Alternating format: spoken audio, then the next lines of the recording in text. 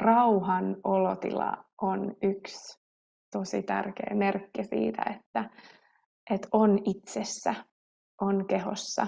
Mä en edelleenkään ole löytänyt hyvää suomenkielistä sanaa. Saa sitten jos muuten vinkata tai kirjoittaa vaikka chattiin, jos sä oot löytänyt jonkun hyvän sanaparin sille, mutta englanniksi on musta niin kuvaava embody your higher self. Ja mitä se tarkoittaa, tai tämä on mitä se mulle tarkoittaa, miten mä tämän asian koen, on, että kun sulla on tämmöinen rauhan olotila itsessäsi, tai se voi myös olla kyllä ilon olotila, että sä oot niinku ihan mahtavissa ilon energioissa.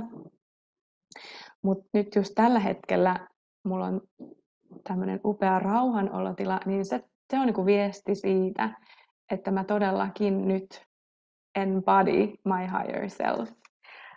Että se henki on minussa nyt integroituneena. Ehkä toi integroitunut voisi olla aika hyvä sana. Ja siis higher self, korkein itse, sielu, henki, sanahelinää kaikki se. Mutta mä jotenkin ajattelen, että se joku korkeampi osa minussa